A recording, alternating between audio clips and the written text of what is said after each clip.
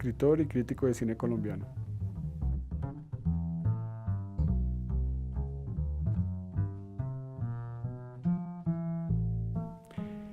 Los rasgos de la modernidad en el cine colombiano, especialmente en los inicios del siglo XX, están definidos por una contradicción de términos, porque en la bisagra del siglo XIX al siglo XX en Colombia la mentalidad nacional era todavía muy conflictiva al respecto de sí misma, es decir, no en vano en 1903 Panamá se separa del país, la rivalidad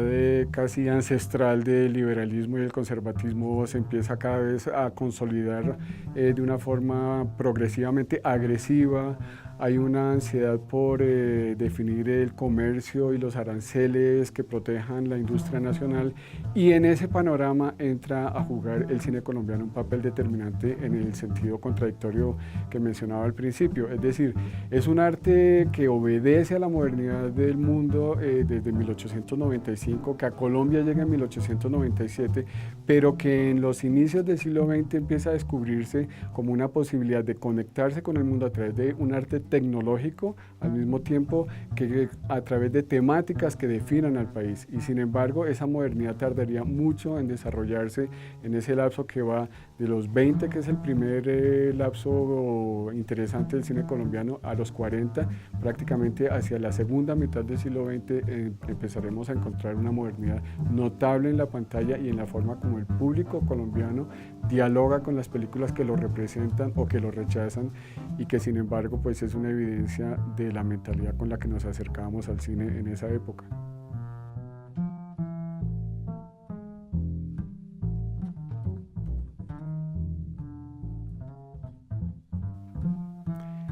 La idea de fatalidad en el cine colombiano, especialmente en la década de los años 20, es muy característica de un pueblo adicto a las emociones turbulentas.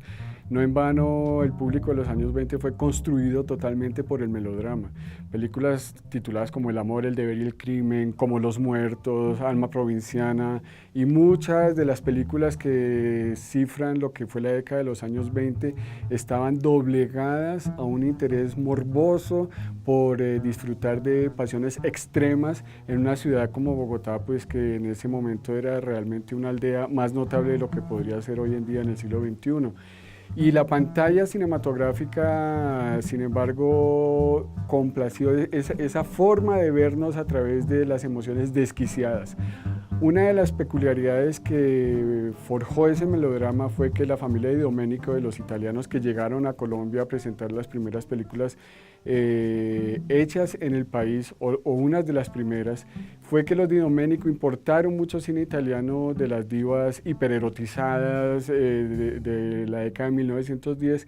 y definió también algo que es muy típico en Colombia y en las sociedades conservadoras, que critican en público lo que disfrutan en privado. Es decir, la forma de la sexualidad que presentaban estas divas, con sus escotes hasta el ombligo, sus ojeras que parecían humos apasionados por destrozar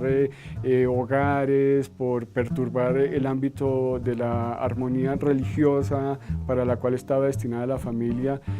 permitió que ese público madurara también emocionalmente. Hay que pensar que es una fatalidad que disfrutaba un público formado por la urbanidad de Carreño,